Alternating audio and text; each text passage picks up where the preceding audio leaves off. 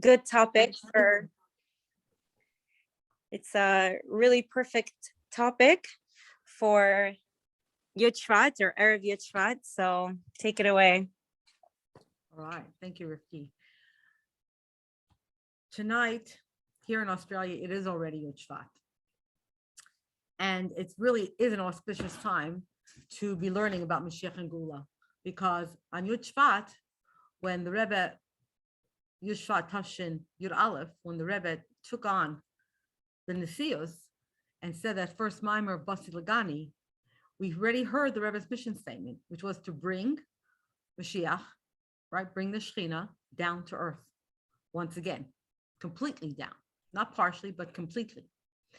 And of course, in the last mifsa of the Rebbe, and that's what Yud Shvat is all about, and the Tut Alt campaign that's been running is all about that. It's about this last final mifsa that the Rebbe said in that Kiddush HaShluchim in Nun Aleph, telling us that this is the mifsa of our generation. This is what we need to be doing.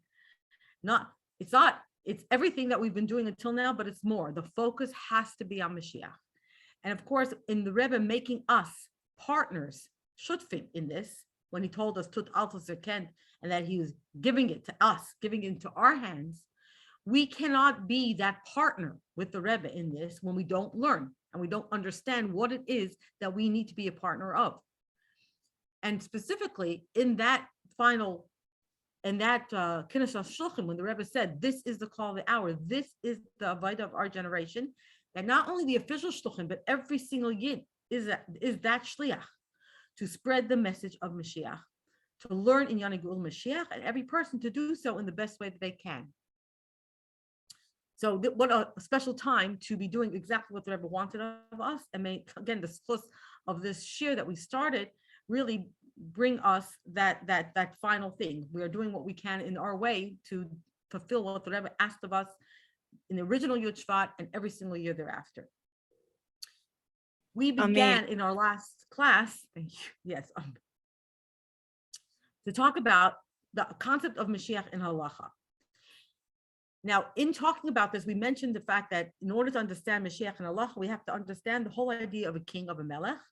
And in fact, there's two aspects of a king. One is the material, the aspect of a king in terms of what he does for the nation, in terms of the material aspects of the nation. And then we have the idea of the king in terms of the connection that the king has with his people. And the fact that the people willingly accept him as their king. So that comes from a more primistic connection that he has.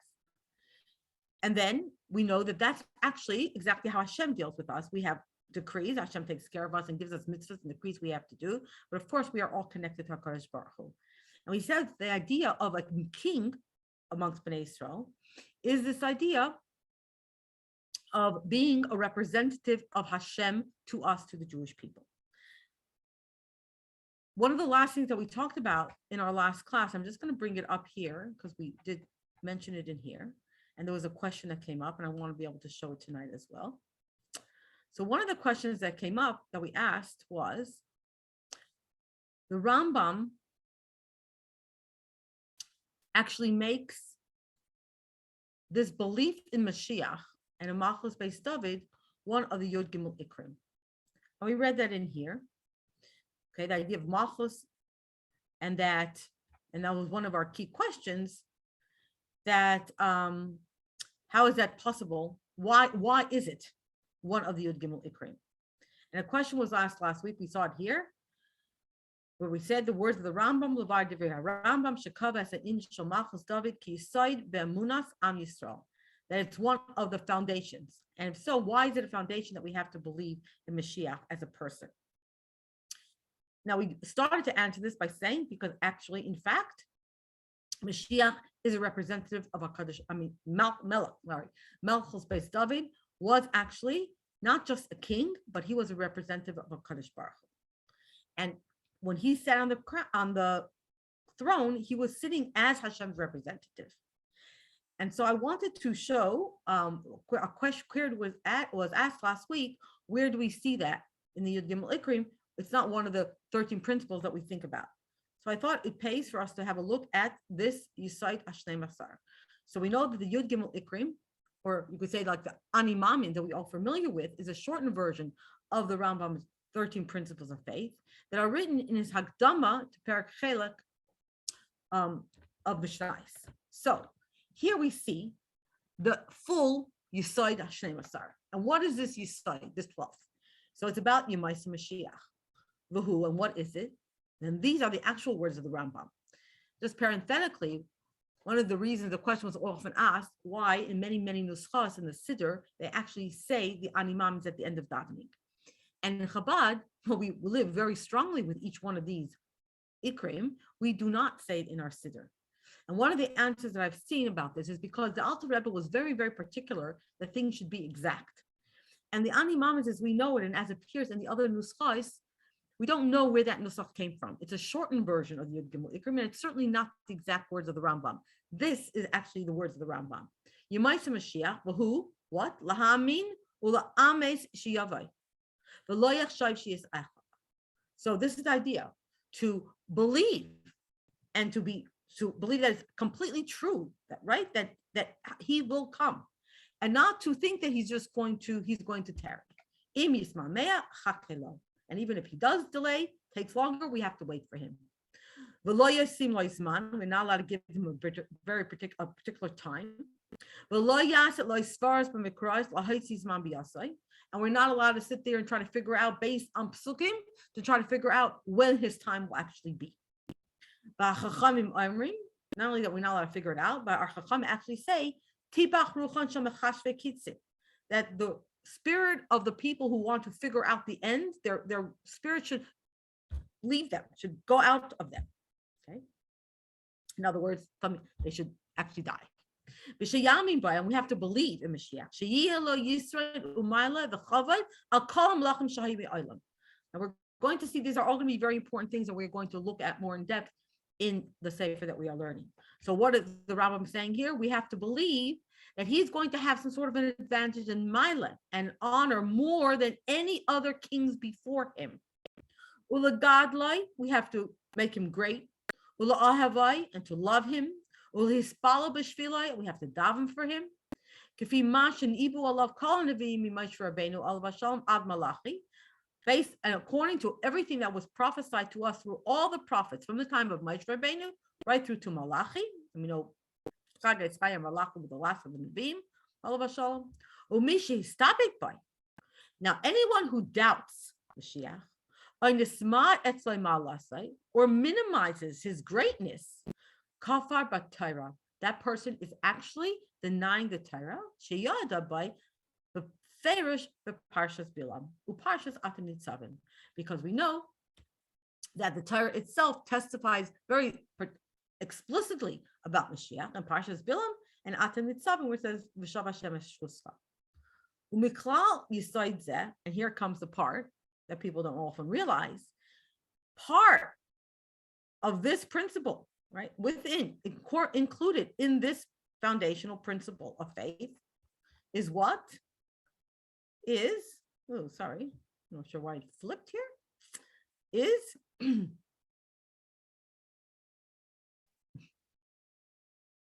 She'ein Melech Yisrael Ela mi Beis David.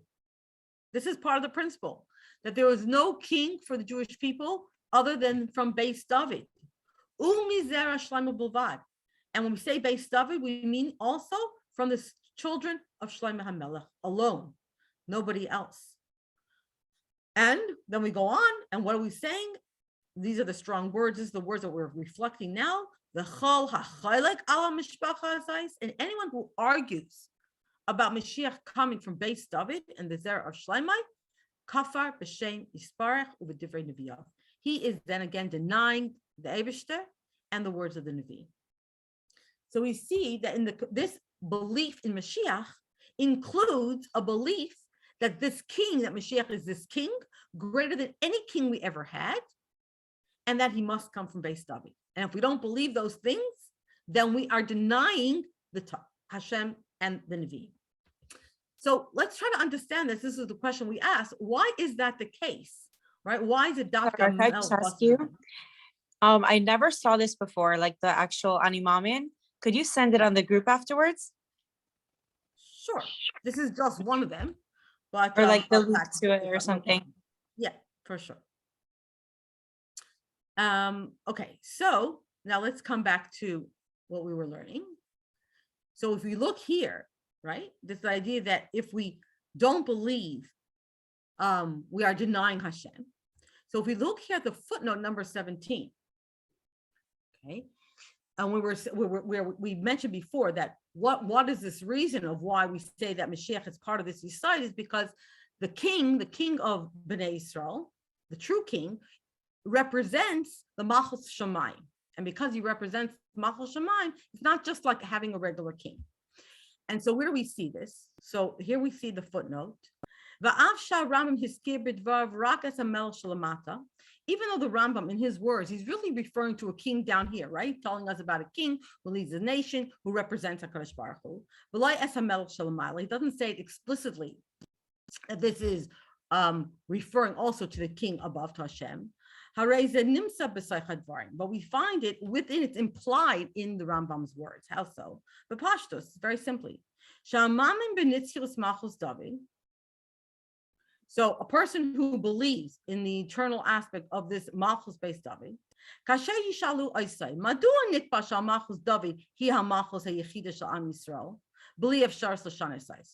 can come up and say, but why? Why should it be Malchus based David? Why should that be the only kingdom over Bnei Israel? Why can't it be changed? Why can't it be someone else? Why does it have to be based David? So we who believe understand very clearly, Yashiv Bepashtus. We answer very simply. Because who made Malchus based David? Who made David HaMelech the kingdom? Who promised David HaMelech that it was his family that was going to be the Jewish king forever? It was Hashem. And in fact, Hashem is really the true king over the Jewish people. So if Hashem is really our true king, only Hashem can determine who is going to be the king below, down here, the physical king, because this physical king is his representative. So only Hashem can be the one who chooses it. And therefore, and therefore, one who believes in Malchus based David is believing in the Malchus of HaKadosh Baruch Hu, because it was Hashem himself who chose David HaMelech to be the king. So even without the Rambam explicitly showing us this connection, it becomes very clear that Hashem wanted us to have a king. Hashem chose David HaMelech. Hashem promised David HaMelech that his would be the dynasty that would be forever. And that is why it is one of our principles of faith. It's coming from HaKadosh Baruch Hu himself. So,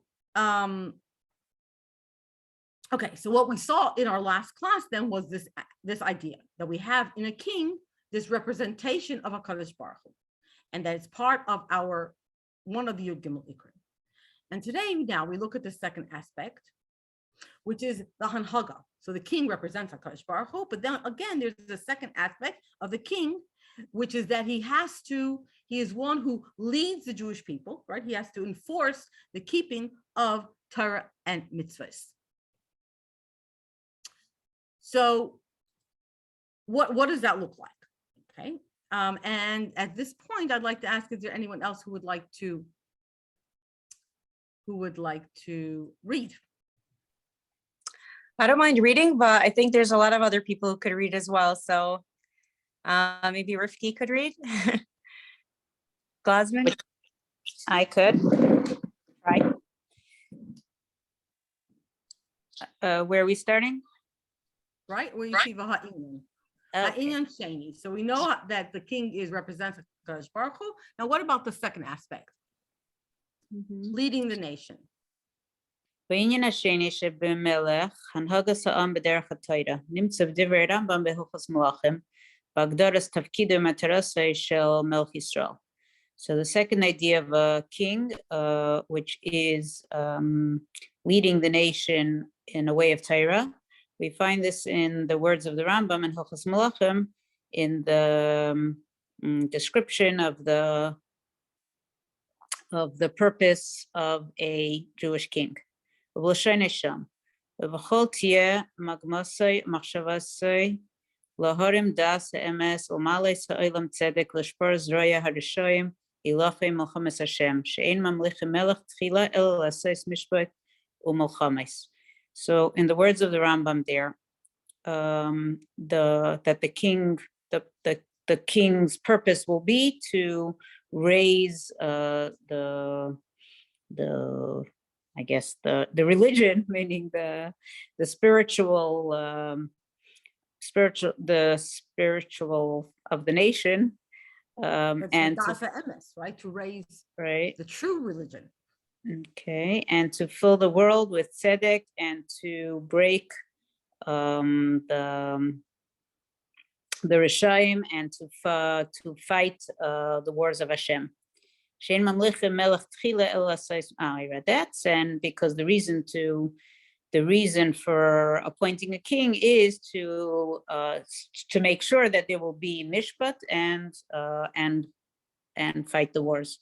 המלך מסעסק עם הנהגת המדינה בכלל, גם בענייני החול, אף תפקידו הפנימי והעיקרי, מגמוסי מחשבתי, הקים תרי"ג המצוות על ידי בני ישראל, דעשה אמס, וקיים זי מצוות על ידי בני נוח למלאוס העולם צדק.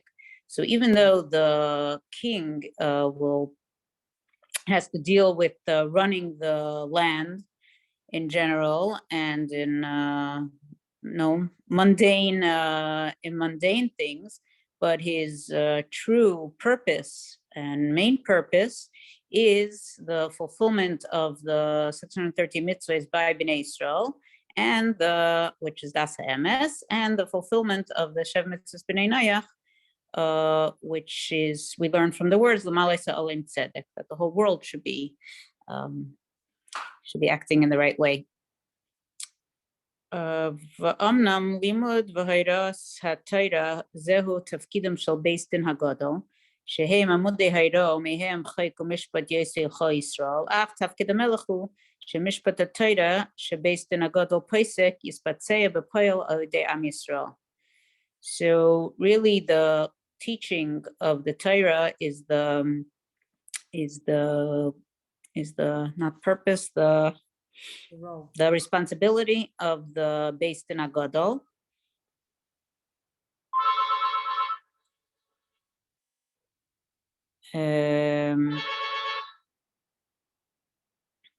The Beis Din HaGadol, but it's the king.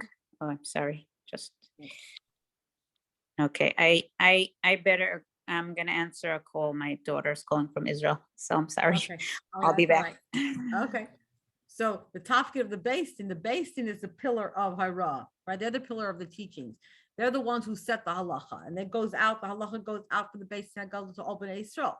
But what's the role of the king is that the mishpat, the ruling that comes out of the Beis Din HaGadol, that should actually practically be fulfilled by the Jewish people. So that's why we talk about l'kfais ha'am, right? That he enforces it. The king is one who can make the decrees, who enforces what the Beis Din decides. And would someone else like to continue?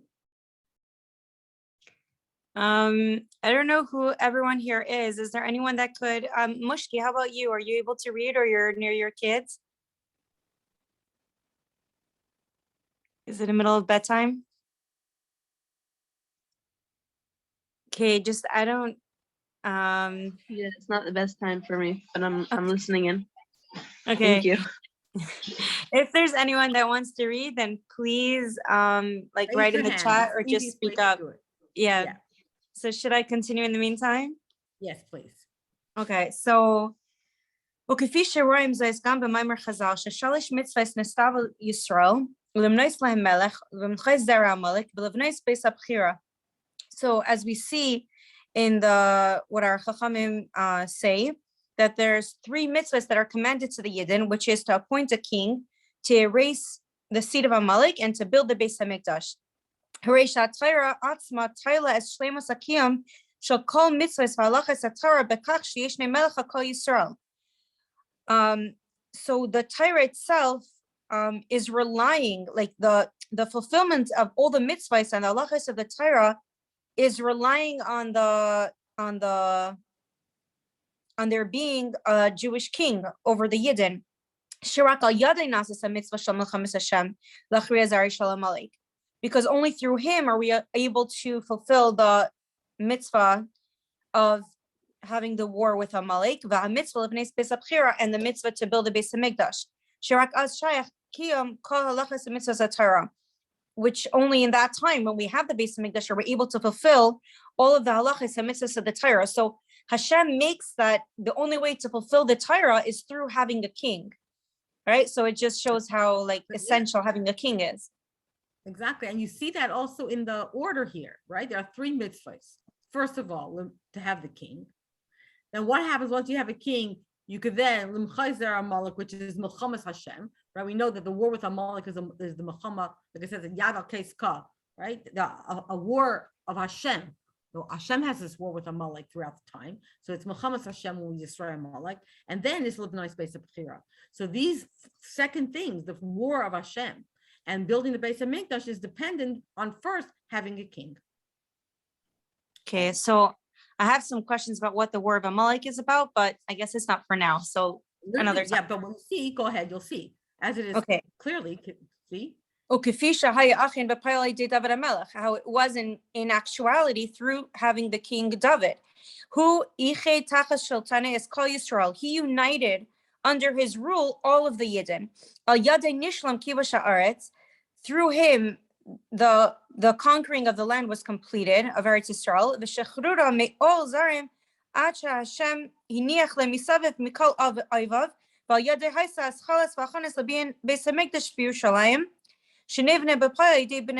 So what did we see with David HaMelech?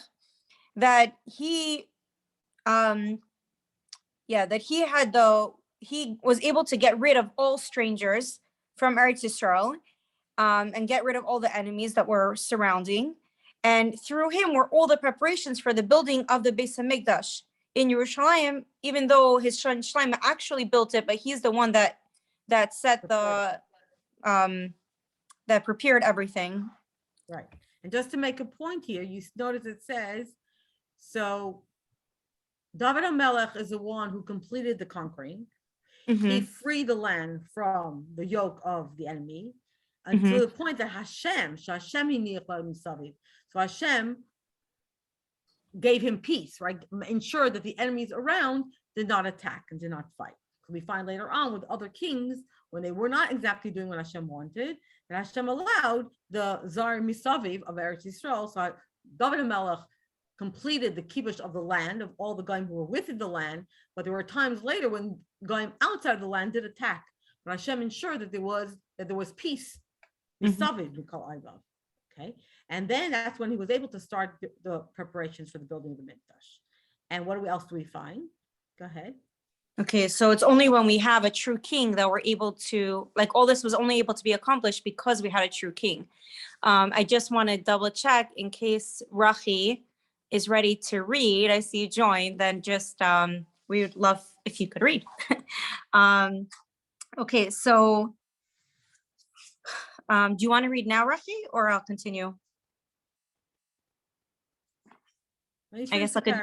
Okay, I'll just continue. Yeah, a little bit more.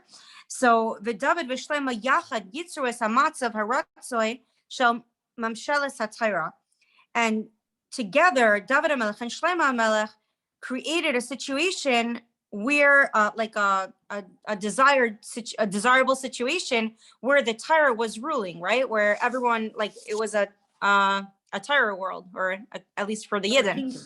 Yeah. Torah kingdom. That the Torah alone was ruling over the Yidden, and the teachings of the Torah were fulfilled through David and Shlomo.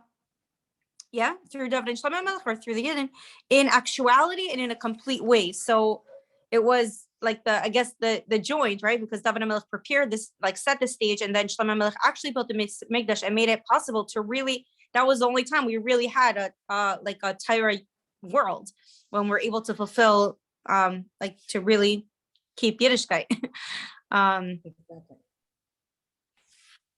Exactly. Okay. So what do we learn? What do we realize from all of this? Someone else like to take over? Yeah, maybe Rachi or Rifki is back, I see. I don't mind continuing, but I love hearing everyone. So Mhm. I could continue a little. My daughter just got a positive test, so mazel tov. yeah, Baruch Hashem. Joking. Refuah I'll- shalema, she shouldn't have any Amen. symptoms. על פי כל זה מובן מדוע קבע הרמב"ם סילחוס מלאכים בסיים החייסים ספרי, וכידוע שספר משנה תורה ערך בסדר מויסי והספיינינוס בסדר דבריו של הרמב"ם יש ללמוד רבייס. So according to this, we can understand why the Rambam put Hilchos Malachim at the end of his Sefer, because we know that Mishnah Torah was set up in a wondrous order. And when we study this order of the Rambam's words, we can learn a lot. ומבאר על כך הרבה, שבזה שהרמב"ם הכניס זויס, אז הלכות מלאכים סיים ספרי היד, ספר הלכות, בזה הוא מדגיש השלמה של קיום התורה וההלכה, היא כאשר יש עניין המלאכים. And the Rebbe explains that the fact that the Rambam put Hilchos Malachim at the end of his Sefer Yad, which is a Sefer of Halachos, so the Rambam is stressing that the completion of the fulfillment of Torah and Halacha is when there is a Melech. וזוהי גם הסיבה שהילכos מלאכים עצמם מסתיימות בדיני המלך המשיח, כיוון שהמישוש האמיתי של מלכות השם, וקים הלכות התורה כולם בצורה מלאה והמושלמת תהיה על ידי המלך המשיח, ולכן אין מטה מאשר להשלים מלאכתיים בהלכות אלו, הספר ההלכות כולו, וכפי שהסבר לכמה. And this is the reason that Hilchos Malachim itself ends with the laws of Melech HaMashiach, because the actual fulfillment of Malchus Hashem and the fulfillment of Hilchos HaTorah, all of them in the complete and full way, will be only through Melech HaMashiach, and therefore there is nothing more fitting. Thank you. I don't speak English, hardly. Nothing more fitting than to complete and end these halachos to end the Sefer Halach, the whole Sefer Halachos, and as we will explain in the future, further along, right? So Rebbe always talked about, right? Everything goes after the end. You can see at the end of a Sefer what the real goal was. So the fact that we have in general Hilchos Malachim at the end of Sefer Yad, and then within that Hilchos Mashiach shows us that that really is the final goal. It's all about that. That's where we're going to get that complete and final ability to be able to do all of the mitzvahs. Can I just share a thought that popped in my head? But I'm just thinking like I didn't just put it together before, but hearing how the Rebbe is saying the fact that the Rambam put it at the end shows that that's the point of it all, and that's the shleimus of it all. So we see with our Rebbe the same thing, that even though throughout the Sichos, there's a lot of Divrei Torah, and it's always like there's always the theme of Mashiach somewhere inside, but it's not the main central theme of the Sicha necessarily.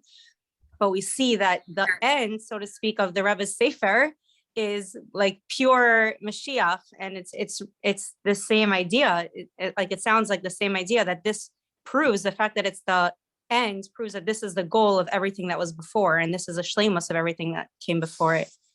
Yeah, like I said, I think at the start of tonight, that's exactly, in hindsight's 2020, is that when we look now, we look back at the first mimer at Basi Lagani, the Rebbe said, right? And then you start looking historically through all of the sichos, you then start to see that so clearly, that the Rebbe was saying this when he became Rebbe on Yud Shvat with Basi Lagani, right? As that goal, we're the seventh generation, and we have to bring the Shekhinah back down to earth in its most complete form. And you're right, it was there the entire time. The Rebbe was slowly feeding us the Mashiach mindset until we came to Nun Aleph Nun Beis, and the Rebbe was very explicit about it until, again, like we say, those final sichas where the Rebbe was telling us we have to take responsibility, we have to become the shutuf, we have to do the alt for zakat, we have to do everything possible we can to do it. So that's the goal. That is the goal of everything. Okay, so that's the general inyan of a king. Now, what is this idea then of Malchus David HaNitzchis? Okay. So we talk about, okay, so we have idea of a king in general, but again, going back to the Rambam, is specifically one of the Yud Gimel Ikrim is about Malchus Beis David. That it's specifically not just any king, it has to be from Malchus Beis David. So what is that all about? Malchus David HaNitzchis.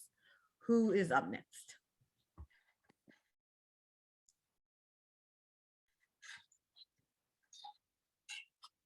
I guess. I don't know who everyone is, but I see there's like Chevy and Ruth, and I don't know, Rachi maybe is now free, and Cohen. I don't know who everyone is. So if you're able to read, then just like let us know. Okay, I could continue if you want. Meanwhile, Yeah, go ahead. Yeah. Malchus David HaNitzchis. V'hinei, av sheb'meshach hadoros hiol b'nei Yisrael tzuros shonei shel hanhaga u'mlucha heichel miMoshe Rabbeinu v'Yeshua shechazal misyachsim aleim b'midim yisuyemes kimalachim av shelo yhugdaru kach b'Torah u'b'Navi v'lachar mekei Malchus Shol shatar misyacheses elav b'mefurish kimelach. So even though throughout the generations, Bnei Israel had different types of leadership and kingship, starting from Moshe Rabbeinu and Yeshua, that Chazal actually referred to them in a certain way as kings, even though that it's not written that way in Torah and in Navi. And after that, Malchus Shol, that the Torah does specifically consider him to be a king. But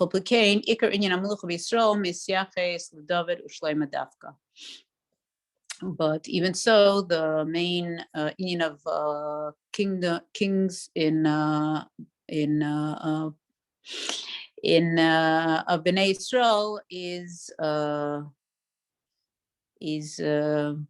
David and Shlomo specifically. Ukanal shal yadam dafke higi Yisrael matzah shal menucha v'mshal shlema u'binyan hamikdash. As we mentioned earlier, that it is through them specifically that Bnei Israel came to the matzah of rest and complete rulership and the building of the Beis Hamikdash. Lahem iftiach HaKadosh Baruch Hu Malchus Nitzchis al Kol Yisrael. And it was only to them that Hashem promised a permanent kingdom. כפי שהובטח לדוד שגם אם יעזבו בניו תירסי ומשפטי לא ילכו, ופקדתי בשבט פישם ונגויים אבינם וחסתי לו עופר מעמי ולא ישקד באמונתי.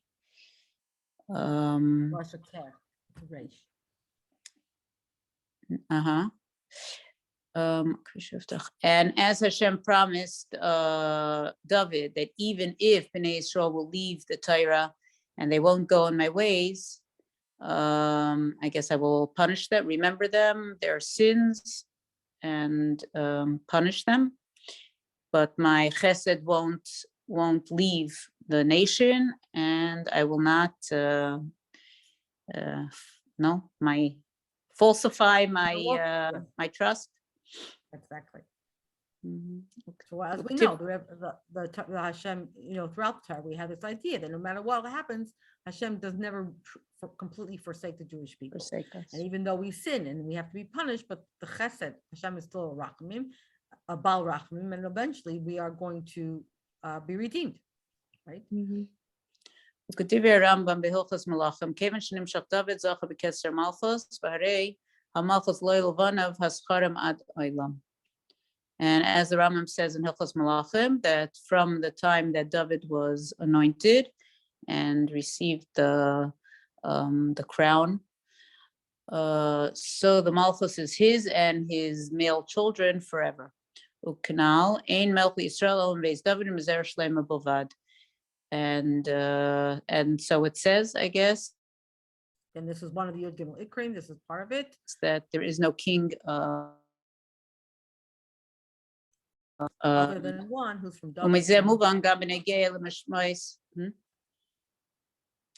ומזה מובן גם בנגיע למשמעוס הפנימי של המלוכה בישראל, שהמלך שלמטה מייצג את המלך שלמעלה, שעניין זה נכון בעיקר לגבי דוד וזרעי דווקא.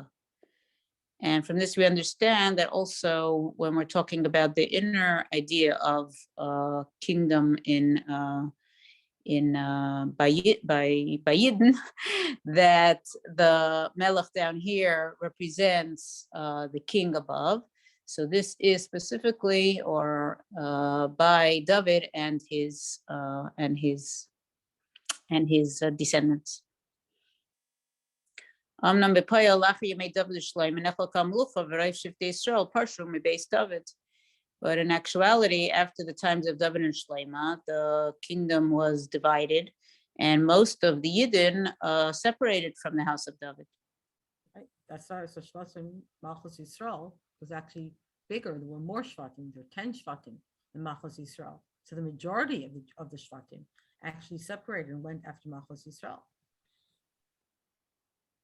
And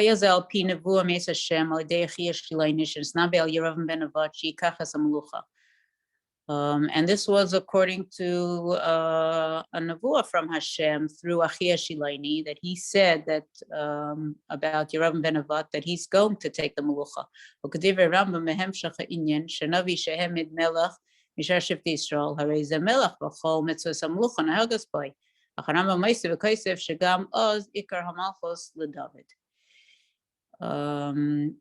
And like the Rambam says further, that if a Navi appoints a king from one of the other Shvatim, so it still is considered a Melech, and all the mitzvahs of the Melucha have to be kept.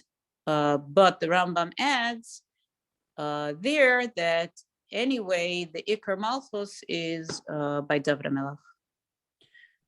כמובן אין כוונה לעיקר בקמוס, שהרי בזמן שנחל כמלוכה רק מיעוט שבטי ישראל היו עם בית דוד, אלא כפי שהרב מבאר שהכוונה היא לעיקר באחוס, ששורש ומהוס המלוכה, הרי ממוס וסנסנו שבנפש הוא לבית דוד לבדי. So obviously the kavana is not quantity, because in the time when the Melucha was divided, only a small part of Bnei Israel were with Beis David. But as the Rebbe explains, that the kavana is to quality, that the source and the essence of Melucha and the greatness of soul is only by Beis David. ובדרך זו מבאר הרבי את הביטוי כסר מלכוס, האומר ברמב"ם שזכה בית דוד, שהכוונה לרוממות הנפש שבטבע המלך המודבס בדוד וזרעי עד עולם. Where are we? And that is how the Rebbe explains the expression Keser Malchus, that the Rambam said David was zoicha to it, that it refers to the Romimos HaNefesh, the great spirituality that is ingrained in a king, and that was ingrained in David and his descendants forever. ואילו אצל מלכי ישראל יש רק את הפרטים החיצוניים של מלוכה, שנתנה להם רשות להנהיג את העם בפועל, אך אין בהם את הרוממות הפנימית הנפשית של מלך אמיתי. But by other kings, they just had the superficial details of kingdom that was given to they were given the permission to lead the nation in actuality, but they don't have that greatness of inner greatness of a true king. That's right. So there's a spiritual, an exalted level of the Shema that a true king has. And that is what the Keser Malchus represents. So when the Rambam says that David was zeicha to Keser Malchus, this crown of kingship, that was not just the chitzonius, but that was the pnimius as well. he has a different neshama from then on. So other kings, halachically, yes, they were a king and they could have taxes and they could do whatever. They had to have the honor of a king, but they didn't have that neshama level of king. As we see with, in Malchus Yisrael, there were many different kings who came from different shvatim, and there were many coups and one king killing another and taking over. And this happened, it was a common in Malchus Yisrael, because it wasn't a neshama level, it was a chitzanistic sort of thing. So in this way, just like we have this by the king, that there are kings who are chitzanis kings, and then we have kings who are beprimius, that was David HaMelech and his children. We have the same thing with the nation. גם 10 השבטים שהיו תחת ממשלת מלכים אחרים, גם הם לאמיתה של דבר שייכים כל הזמן בפנימיות נפשם למלכות היחידה של בית דוד. So this is something very fascinating. What is Rebbe saying here? That even not was just only that Malchus Beis David was a true king, like on a soul level, but even the Jewish people. So even though you could say the Melucha split, and there were 10 shvatim that went and were part of Malchus Yisrael, but the truth was, the Rebbe is saying, that the entire time their neshamas were still connected to the true Malchus of Beis David. It was only in this external way, in this like very practical, pragmatic way, that they associated themselves with the other kings. But on a soul level, they were still very much connected to David HaMelech. V'zehu ikar hamalchus leDavid. And that's another way we can understand what we mean when we say the main malchus was for David. Right? Ikar hamalchus leDavid. Shahiskashrus hapnimis shala'am im hamelech hitamid lebeis David levadai. So this neshama connection, right? This inner connection that the nation has with its king was always, and will always be with David HaMelech himself. Wow, that's really amazing. I never heard that before. Right? Isn't that fascinating? So, and this again, when we think about the idea of a nasi in general, that the Rebbe was telling us, like the nasi is the melech, right? When we talk about the idea of the nasi and a nasi who are called, that the nasi on a soul level, right, is that neshama klaus. So in a sense, it's saying here, this kind of idea of a keser malchus, the true king has this neshama connection with the people. And that was something that was given by HaKadosh Baruch Hu, right? Chosen David HaMelech to his children. And that continues even if bechitzanius, they're going after others. It's amazing. About that, you can apply that today too. Right? This idea that, you could be a part of other shvatim and have the chitzanius you follow. It's not a contradiction to a hiskashrus with the Rebbe. Right? It reminds me, like, I can't remember who it was who said it. Maybe it was Rabbi Wolf, but in the beginning when he wasn't Lubavitch yet, he didn't understand why the Hasidim, like the Lubavitchers, would get so excited about Moshe Rabbeinu. They would talk about him like they knew him personally and like with such a connection and excitement. Until he realized that to us, the Moshe Rabbeinu is representation of the Rebbe. It's the same thing. So when we're learning about David HaMelech, so it doesn't feel far away. That's right. And it's the same kind of thing, just like with Moshe Rabbeinu. We say that Moshe Rabbeinu was a Nazi, but yes, there were Nasim as in heads of each Shevet. So it didn't contradict the fact that you went and you followed the nasi of your shevet, but you still have this connection to Moshe Rabbeinu. It was the same. So the Rebbe is saying it was the same thing here. So David and Shlomo, this connection to Malchus Beis David is a neshama connection that is always there, irregardless of bechitzanius, what the Jew does. So whether a Jew gives themselves labels, that their Rebbe is one of the other Hasidic Rebbes, or unfortunately the labels that many Jews have today when they call themselves other things, right? They're Orthodox, they're modern Orthodox, they're conservative, or they're progressive. Whatever the bechitzanius they say, there's still a hiskashus pnimi to the Melech mi Beis David, right? That is the connection. It's a neshama connection. And so beautiful. What we have, not only that, but it goes more. We are promised.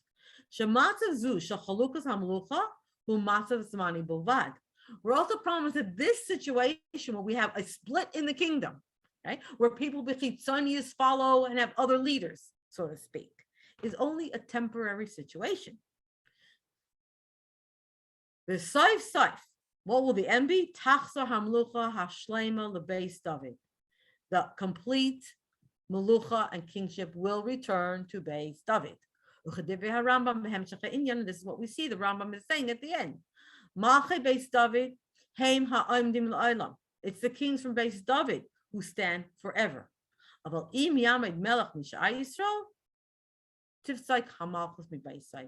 If a king will stand up from anywhere else among the Jewish people, eventually Malchus will end, will be removed from his household. It cannot be eternal, because eternal Malchus belongs to Beis David. The Tama Davar, and again, what's the reason for this? Because again, remembering that David HaMelech really is representative of HaKadosh Baruch Hu, and the Malchus of Hashem over the Jewish people is eternal. There's no change in that. Like it says, Ki li b'nei Yisrael avadim. Hashem HaKadosh Baruch Hu said, the Jewish people are my servants.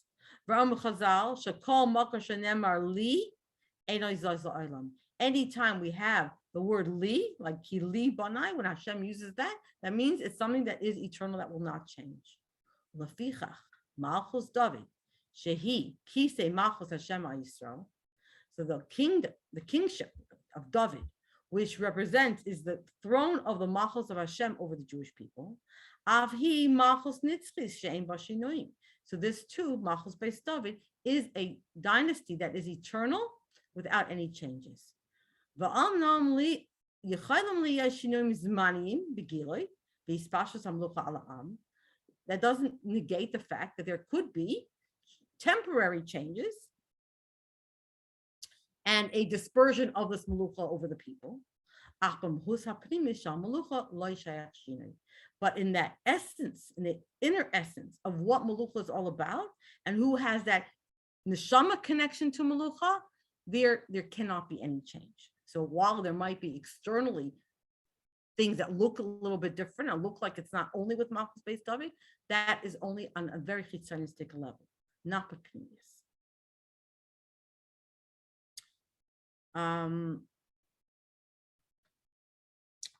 Okay, Rifki, what would you like to do? This next section is going to be a little bit longer. Do we continue? We did start a little bit late. Do we go for another 10 minutes? What does everybody say?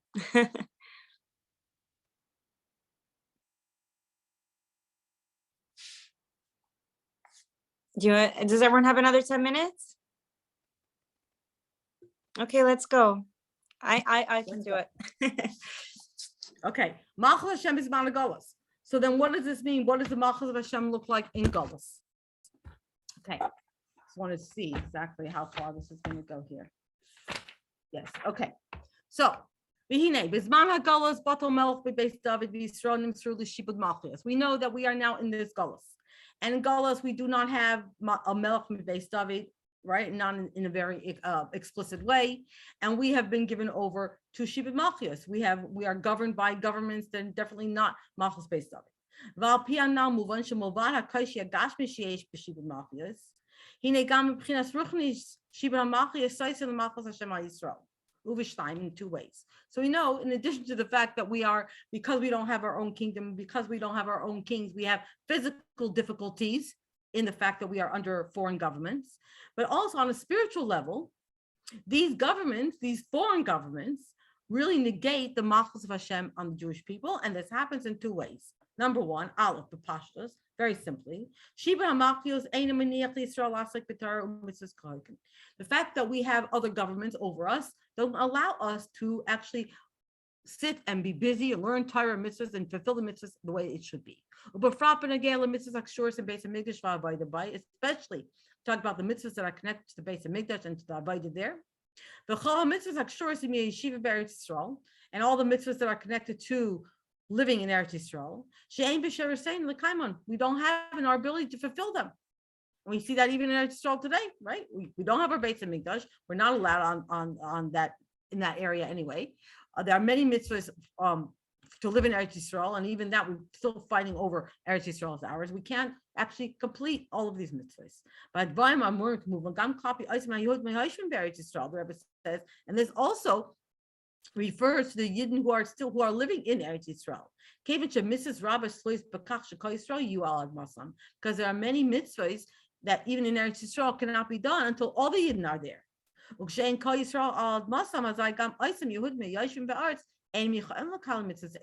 So as long as all the Jewish people are not in Eretz Yisrael, even the Jews who are there cannot fulfill the mitzvahs that require all of us to be there.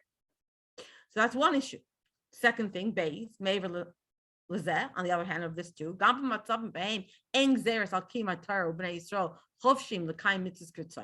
even in the cases where we don't have any particular decree against keeping Torah mitzvahs, and we're free to do the mitzvahs any way we want. And even if he would think that, well, maybe in his mind he imagines that the nations would allow Bnei Yisrael to build a base and to live there. Like for example, when Karish allowed the Jewish people to go back to the base of Mikdash. So even if you say, well, we're still free and we could do what mitzvahs we want, and we can even imagine that there will be nations who will come on our side and allow us to go back and to start building the base of Mikdash. The very fact still, even if we had a benevolent, nations who allow us to go and do and make Yerushalayim our capital again completely, and go and have access to Har Bayis. The etzem concept that we are still subservient to a strange king, she'eino miyatek as malchus Hashem, does not represent Hashem and his kingdom. This goes directly in opposition to the essence, the true essence of the Jewish people. Because the true king, our true king, is Hashem alone. So as long as we are subservient to anybody and have to listen to anybody else's rules and laws, that's not truly who we are.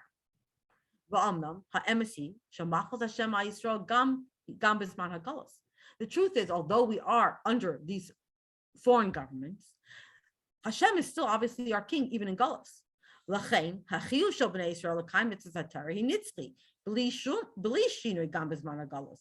course, Hashem is still our king, and that's why we still have the obligation to fulfill Torah, because the mitzvahs of the Torah are also eternal, and there's no change even when we are in Galus for the mitzvahs that we can actually do in Galus. Unavua Shlema he be Yecheskel. We find this complete nevuah in Yecheskel. Shebnei Yisrael was Ma'agal Sarvu Sham B'chinas Evet Shemachu Rabbi. That the Jewish people in the time of Galus consider themselves to be as servants who were sold by their master. V'yiyu Petur Mikima Mitzvahs. Right? They felt in the times of Yecheskel that they were like slaves who are sold by their master. So then their master no longer owns them, and therefore they should be patur from doing any of the mitzvahs that are the decrees of their master. So what did Yecheskel reply to them?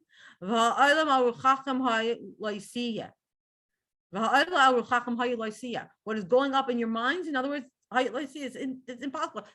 Never was such a thing.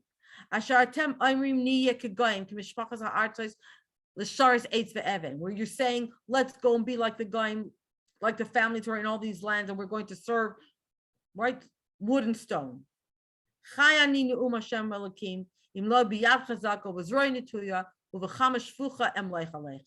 what does Yecheskel say to the Jewish people? Chai Hashem, right? Which is a way of making a shvuah, the words of Hashem, with a strong hand, with an outstretched arm, and if needs to be, with anger, I will rule over you. So in other words, the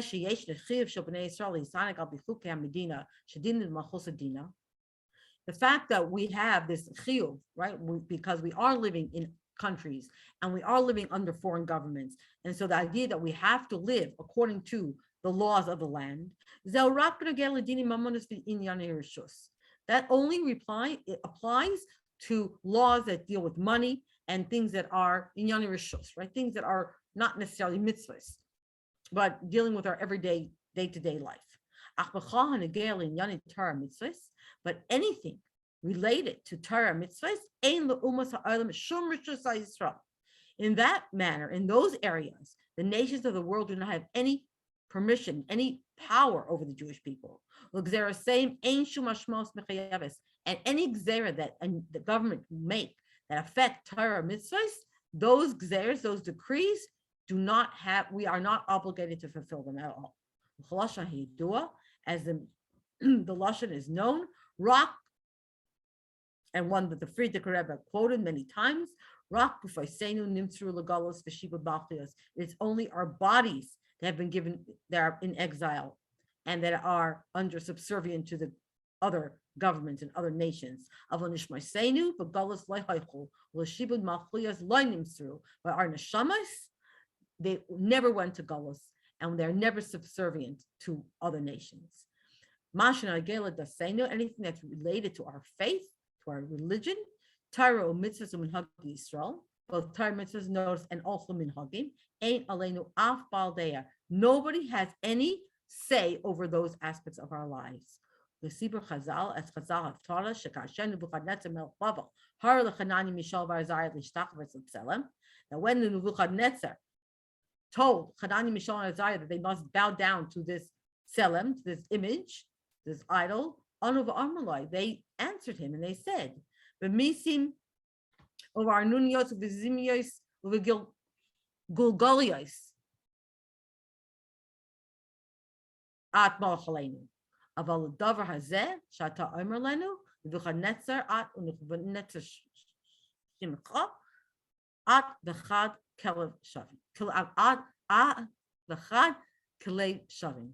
So what did they say to him? They said, you maybe, with all ways of external aspects, you're our king, right? It's with taxes and with all the decrees that you're making and all the things you're telling us to do. Yes, but with this that you're telling us to do, you're Nebuchadnezzar, and that's it. That's all you are, and that has nothing to do with us. So, in other words, you want to give us all sorts of other decrees, that's fine, but not anything to do with our religion. If we go deeper, even in these things are not necessarily mitzvahs. What we said before, in Yani Rishus, things are not specifically Torah mitzvahs. The nations of the world do have permission to rule over us.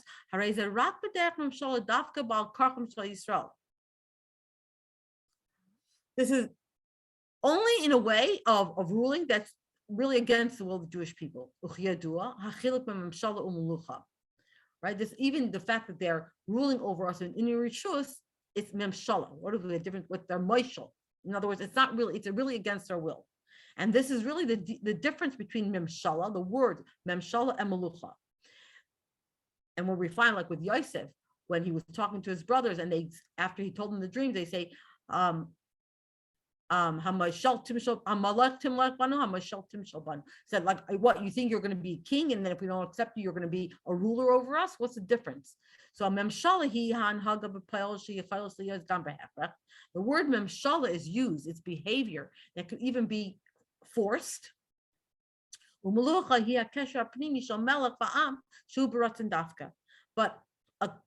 a king is someone who has an inner connection with the people, because the king is coronated. A king is actually appointed by the people. Okay, so if someone is ruling willingly, in other words, the people willingly want him to be king, that's a king. But when someone rules over others and it's not with their will, that is a moishel, that's a ruler. And we know, we say, we talk about Bnei Yisrael, it was with our will, with our desire, that we accepted the kingdom of HaKadosh Baruch Hu. L'chein, al zman hagolus nemru, avadim mashtu banu. We say slaves ruled over us, right? Mashtu, ruled. Memshala bilvad. It's a rule, purely.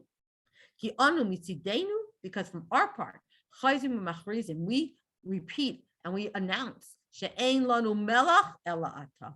We say over and over again, we do not have a king other than you, other than HaKadosh Baruch Hu.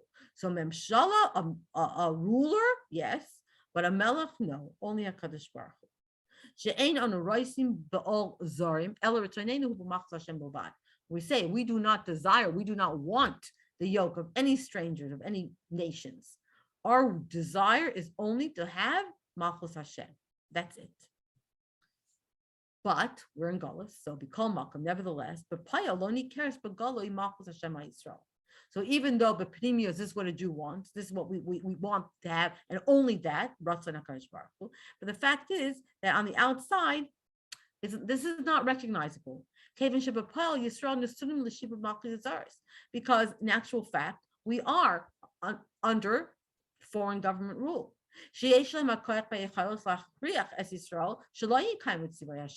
And they do have this power to force us to enforce certain laws that don't allow us to fulfill the mitzvahs of HaKadosh Baruch Hu. We just have to think back recently with all these COVID restrictions and lockdowns, right? Where governments were able to tell us, no, you can't go to shul, and no, you can't daven, and no, you can't do what, you can't blow your shofar, and you can't, do what you need to do. But what?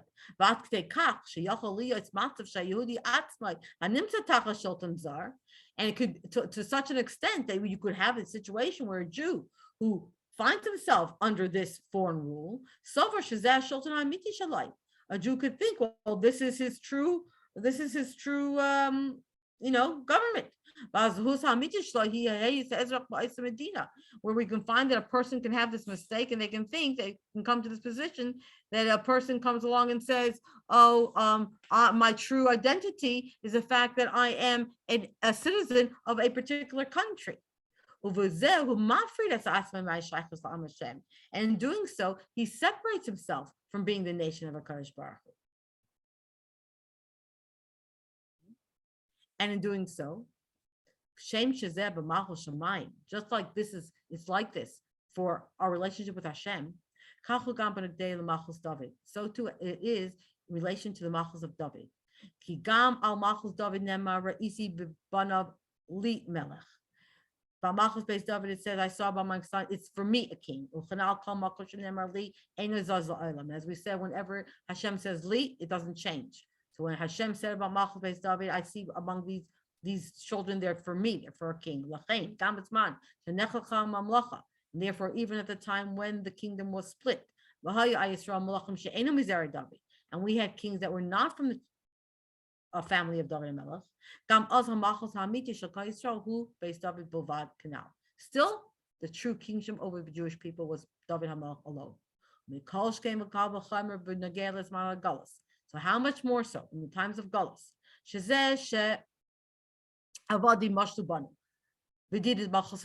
That even though we have slaves are ruling over us, and the law of the land is the law of the land.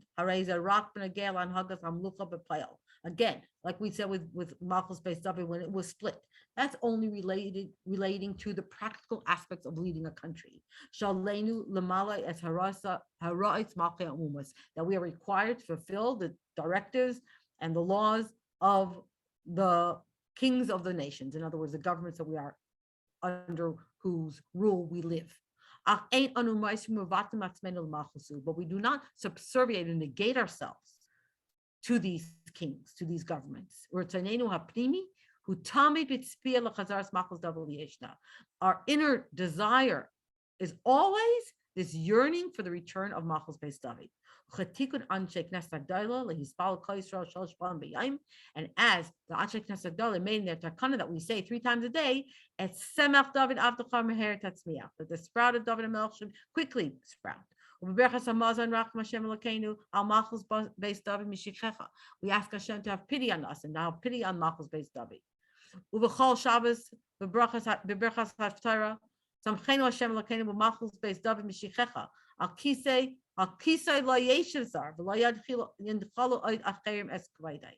We say in the berachas haftarah the same thing, that Hashem was rejoiced with the Malchus Beis David, and on his throne no stranger will sit, and nobody else will be able to inherit that honor. And so too in our davening in the Masr and Rosh Hashanah Yom Kippur, we see this constant yearning to have a return of Malchus Beis David. The like Kasav Aram Canal, Ein Melech Israel Elam Beis David Mizar Shleimai. I'm sorry, V'lachein Kasav Rambam, and that's why the Rambam wrote very clearly: there's no king amongst Bnei Israel other than from Beis David and from the children of Shlemite. Shedvarim elo nichtavu be'itzumei shel zman hagalus. Yosem 1500 shana la'achar shebitla Beis David. When the Rambam said there is no king other than from Beis David, these were words that were written in the height of galus, of exile. More than 1,500 years, more than 1,500 years after Malchus Beis David was already no longer. And yet, even though this was 1,500, when the Rambam wrote this 1,500 years after Malchus Beis David, he was still saying this in a very straightforward, very strong manner. Ein Melech Yisrael el Beis David. There is no king over the Jewish people other than from Beis David. But like we said before, this is only related to really the inner dimension of kingship, of Melucha, just that on the outside, we see that we have other kings. But really, the inner dimension, the connection of Malchus and the Jewish people is only Malchus Beis David. So maybe because of that sepia that we have, that tremendous yearning for Malchus Beis David, and that we know that this is really the only one that's really who we're really connected to, and we will be able to see that very, very quickly. And may this Yud Shvat, before it ends, not only before it ends, right before it ends in Australia, it's way before it ends, when it starts the rest of this world, that we see Malchus Beis David returning Liyashna once again. Amen. Thank you so much, Sarah.